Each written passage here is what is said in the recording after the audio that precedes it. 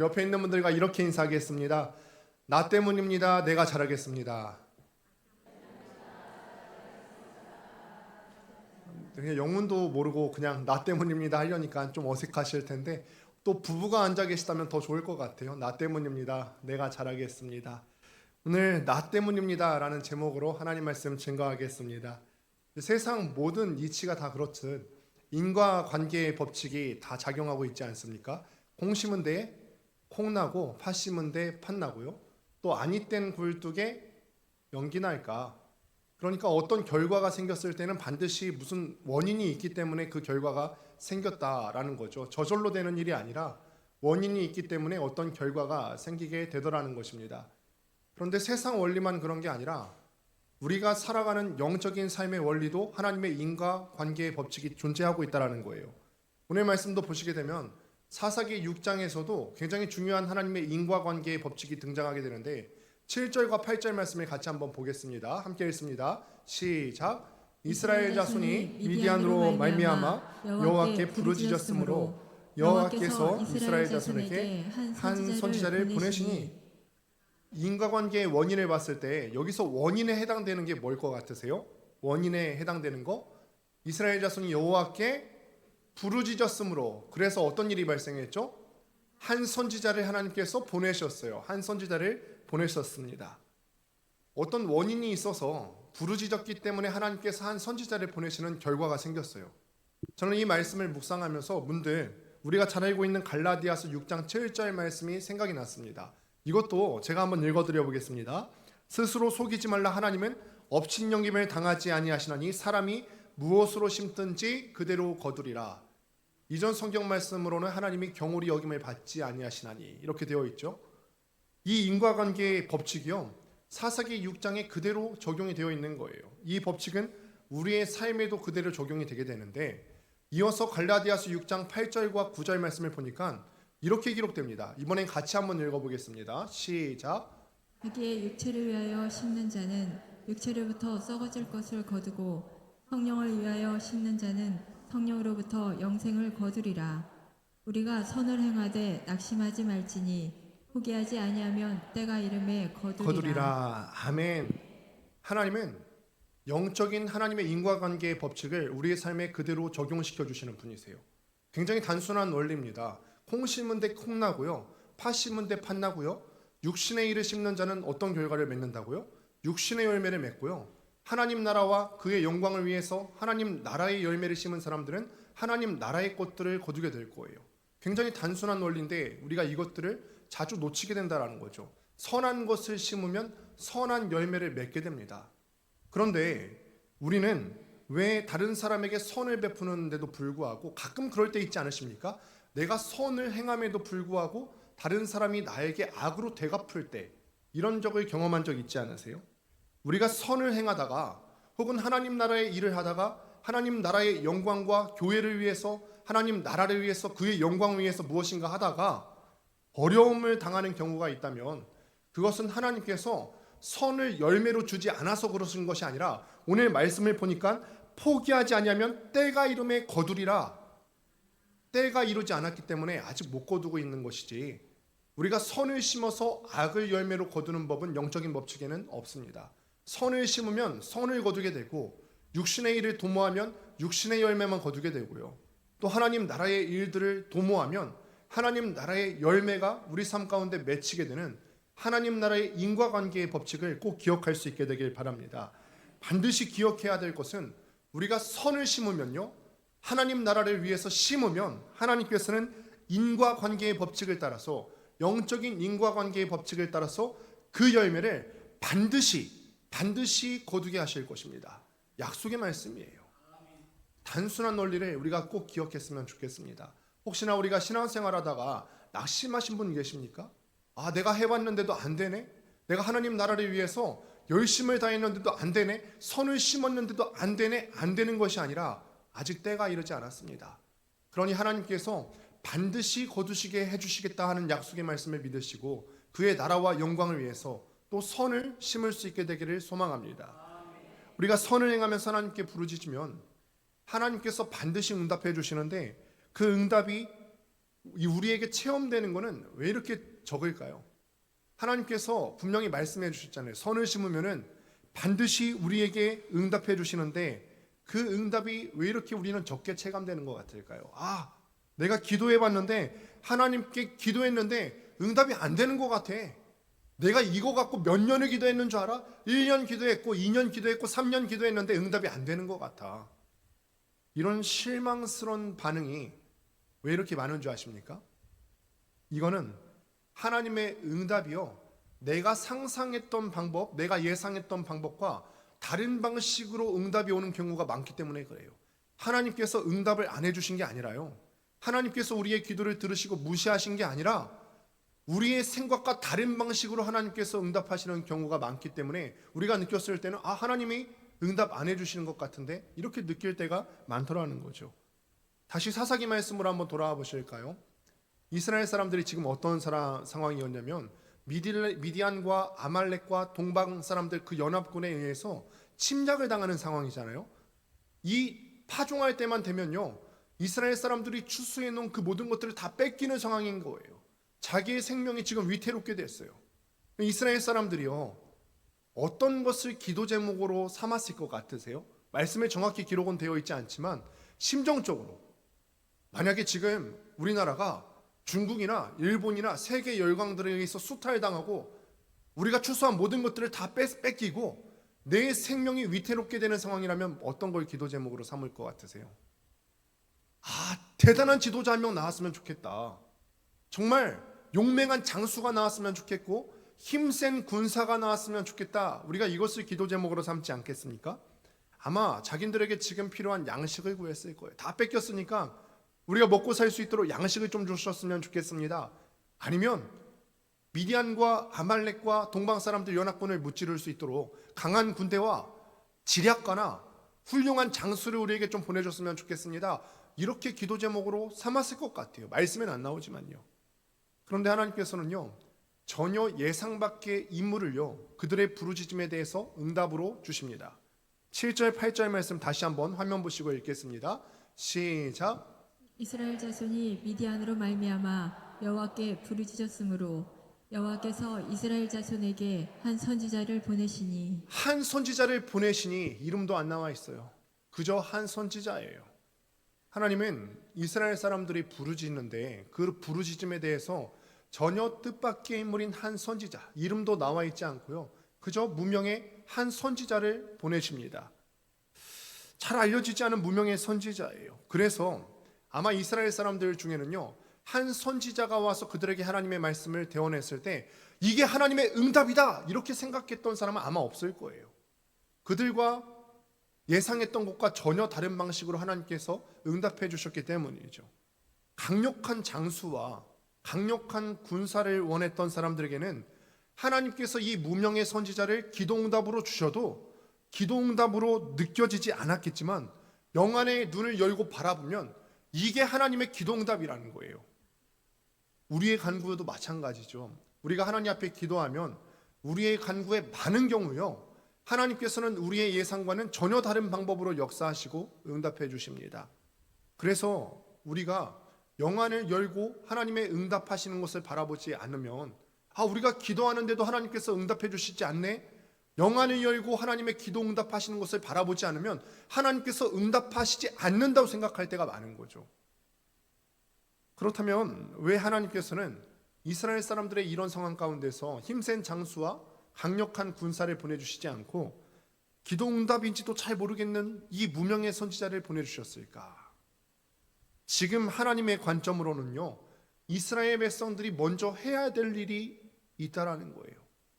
환자는요, 그 병의 진찰을 누가 하죠? 자기 스스로 할 수 있는 게 아니에요. 의사가 진료하고 의사가 판단하고 의사가 처방을 내려주죠. 이스라엘 사람들도 자기의 처방을 자기가 할 수 있는 게 아니에요. 이스라엘 사람들을 인도하시고 섭리하시고 사람을 창조하신 하나님께서 판단하실 일이죠.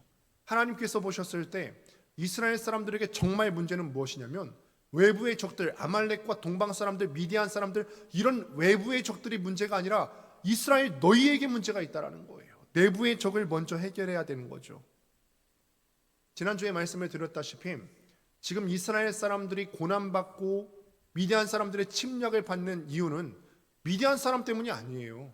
미디안 사람들이 지나치게 악해서 그들 때문에 이스라엘 사람들이 하나님의 진노를 받은 게 아니라, 지난주에 뭐라 말씀드렸죠? 그들의 죄 때문에 이스라엘 사람들이, 그것이 원인이 되어서 지금 이 상황이, 이 지경이 이렇게 된 것입니다. 자신들이 하나님께로부터 떠나 있었기 때문에 지금 이 결과를 맞이하게 돼 있는 거예요. 인과관계를 명확히 해야 된다는 거죠. 자기 죄 때문에, 나 때문에 지금 상황이 이렇게 되었다라는 거예요. 우리는 솔직하게 한번 생각해 보실까요? 문제의 원인을 나한테 찾으실 때가 많으세요? 아니면 외부에서 찾으실 때가 많으세요? 외부에서 찾으실 때가 많습니다. 가정에 어려움이 닥치면 본능적으로 내가 결혼을 잘못해서 그렇지, 가정이 계속해서 어려움이 닥치면 내가 남편 잘못 만나서 지금 이 지경, 이 모양이지, 결혼이 지금 생활이 어려우면 내가 지금 아내 잘못 만나서 지금 이렇지 하고 내 잘못을 보기는커녕 외부의 상황을 돌릴 경우가 굉장히 많더라는 거죠. 교회가 어려우면 어떻게 생각하시죠? 교회가 어려우면 내 탓하십니까? 교회가 타락하면 안 되는데, 교회가 이래선 안 되는데, 교회는 이래야 되는데, 교회는 저래야 되는데, 교회는 비판할 때 자기는 자기 스스로의 모습은 쏙 빼놓고 얘기해요. 자기도 교회 구성원이잖아요. 제가 예전에 청년 사역할 때도 그런 얘기를 많이 들었어요. 목사님, 다른 교회 청년부는 이런데요, 다른 선교단체는 이런데요, 우리는 왜 이렇죠? 그러면서 자기는 쏙 빼놓는 거예요. 남 탓할 게 아니라 내가 그 교회 구성원으로서 책임을 느껴야 되는 그 시간에 남 탓하고 있는 거죠. 하나님이 보시기에는 근본적으로 이스라엘 사람들에게 문제가 있다고 보여지기 때문에 선지자를 보내서 하나님의 말씀을 전하시기 원하셨어요.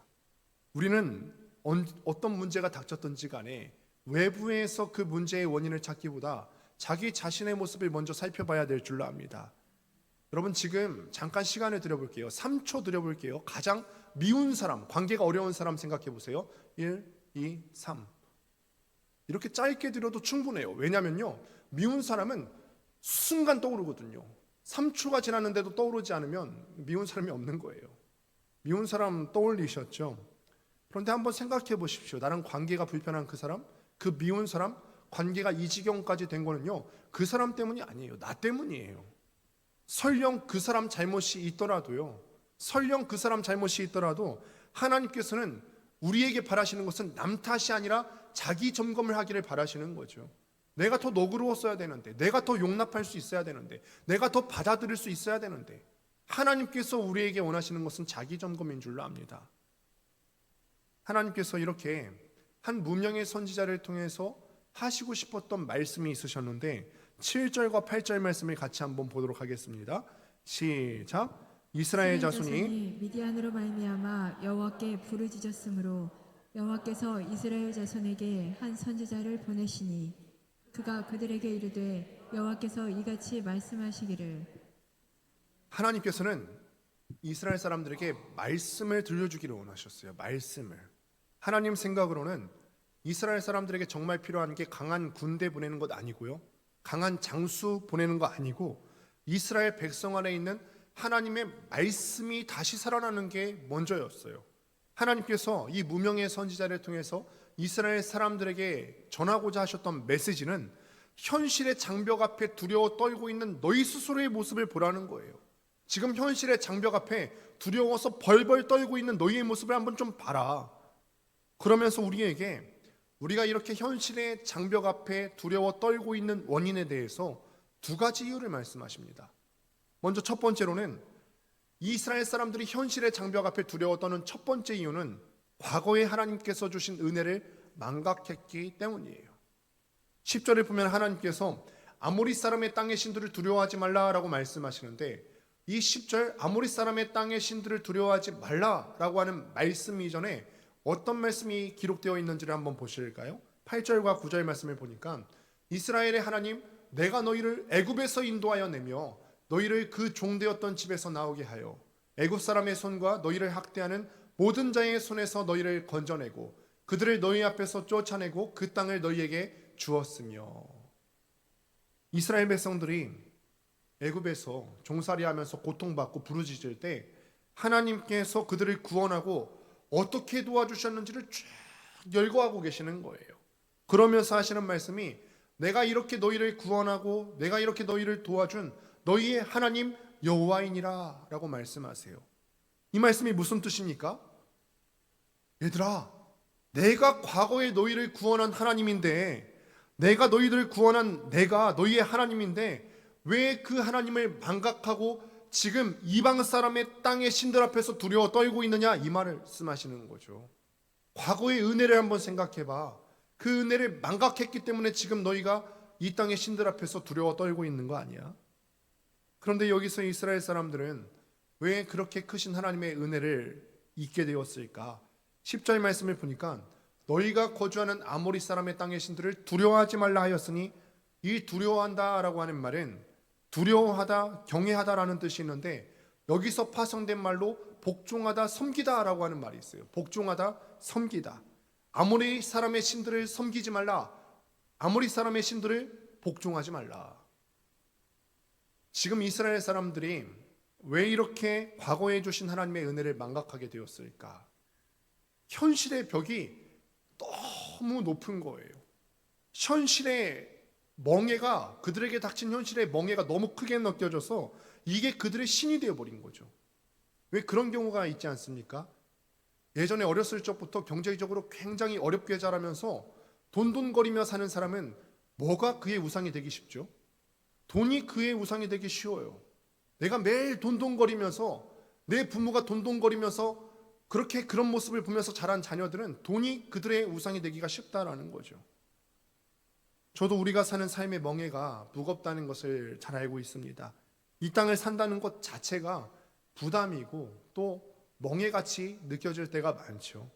그러나 이럴 때일수록 우리가 우리 자신을 먼저 돌아봐야 될 줄로 믿습니다.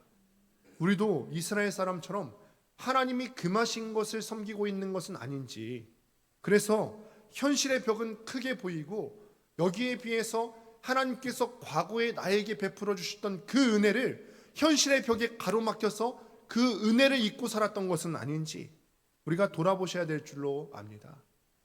우리가 우리 앞에 놓인 현실을 두려워하고 노예가 되는 두 번째 이유는요, 하나님의 말씀을 경청하지 않기 때문입니다. 10절 하반절을 다시 한번 읽습니다. 계속해서 반복해서 우리가 주의 말씀을 받습니다. 함께 읽습니다. 시작.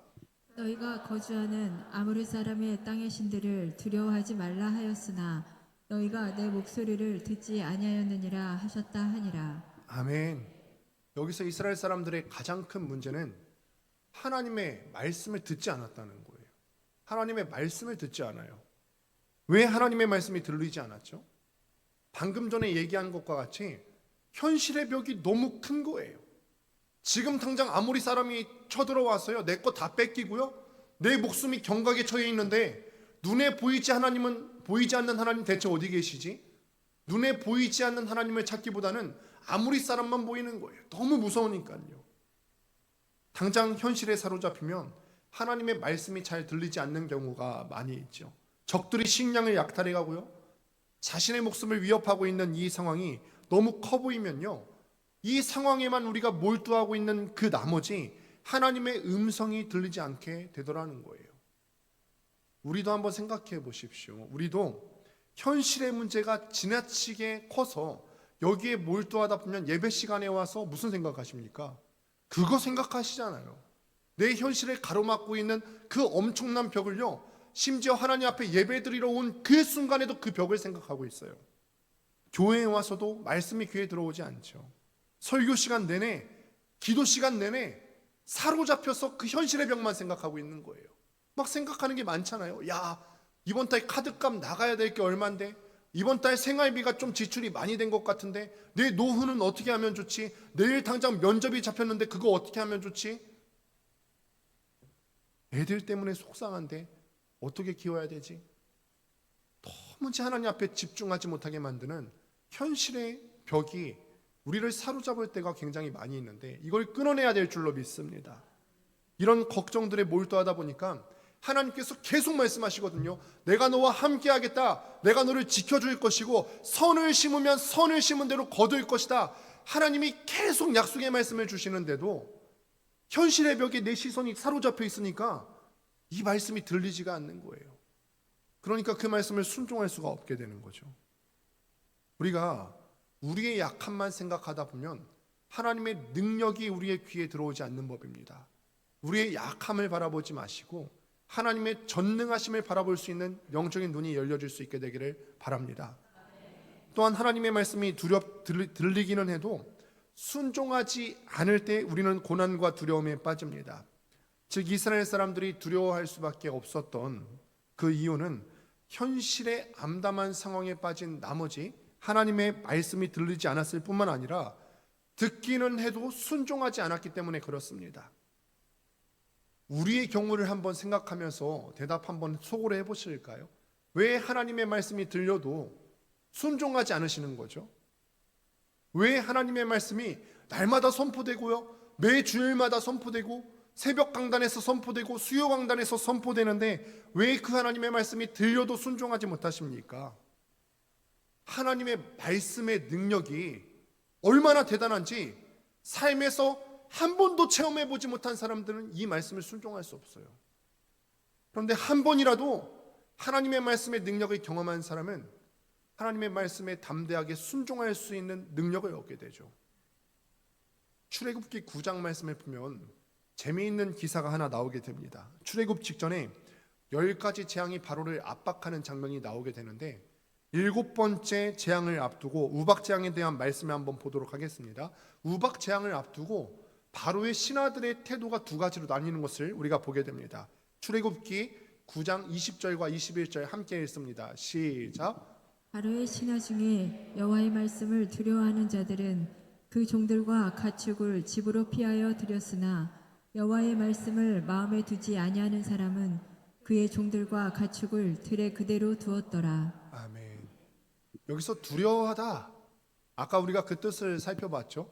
경외하다라고 하는 뜻이 같이 있다고 했어요. 경외하다라고 하는 것은요, 그러니까 하나님의 거룩함과 그분의 놀라움에 대해서 두려워하고 복종하고 놀라워하고, 이게 경외하다의 뜻이잖아요.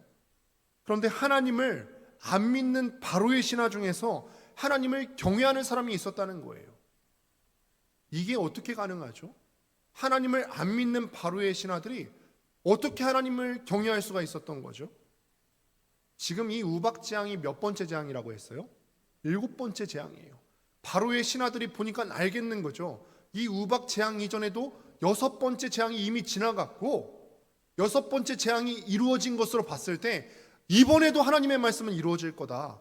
이번에도 하나님의 말씀은 능력이 있어서 반드시 이루어질 거다. 안 믿는 바로의 신하들이 보기에도 하나님의 말씀은 능력이 있고 그대로 이루어질 것이 믿어졌어요. 그래서 두려워서 떨면서 조치를 취한 사람들이죠. 구박받지 않게 하려고 자기의 가축들을 드리는 거죠. 실제로 그 일이 일어날 것을 믿었기 때문에. 안타깝게도 오늘날 우리가 교회에 있으면서도 교회 밖에 있는 바로의 신하들보다도 믿음이 적은 사람들이 많습니다.